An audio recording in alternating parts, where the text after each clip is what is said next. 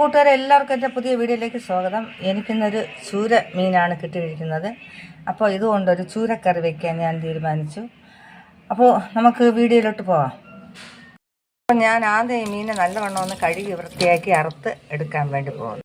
ഞാൻ ചൂര മീനിനെ നല്ലവണ്ണം കഴുകി വൃത്തിയാക്കി ചെറിയ കഷ്ണങ്ങളായിട്ട് മുറിച്ച് വെച്ചിട്ടുണ്ട്.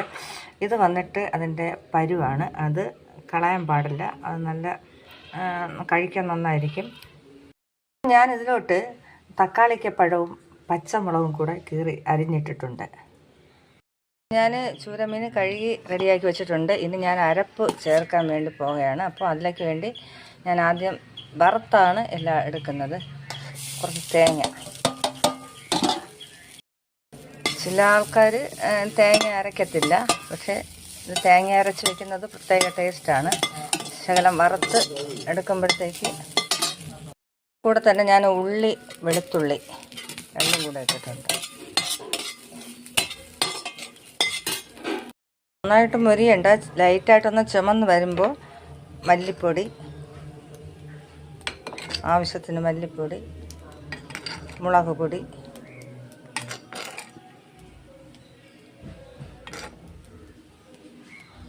മല്ലിപ്പൊടി കുറച്ചുകൂടെ ഇടണം. ഉലുവ വറുത്തതാണ്, അതുകൊണ്ട് ഇനി മഞ്ഞൾപ്പൊടി,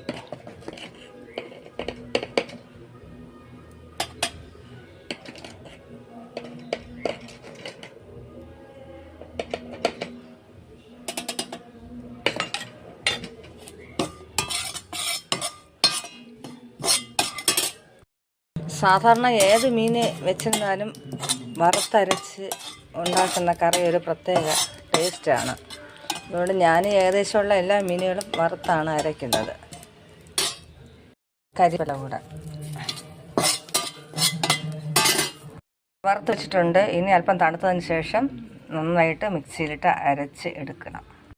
എന്ന സമയത്ത് ഈ ഒരു ചെറിയ പീസ് ഇഞ്ചി കൂടെ അരിഞ്ഞ് അതിലിട്ടാണ് അരച്ചെടുക്കാൻ. അരച്ചെടുത്തിട്ടുണ്ട്. ഇനി അരപ്പ് ഞാൻ യോജിപ്പിക്കാൻ പോകുന്നു.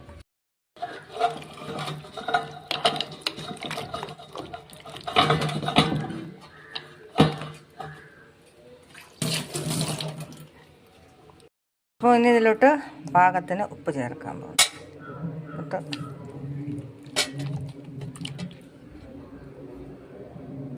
കാന്താരി ഉള്ളതുകൊണ്ട് ഞാൻ കുറച്ച് കാന്താരി കൂടെ അതിലോട്ട് ഇടുന്ന.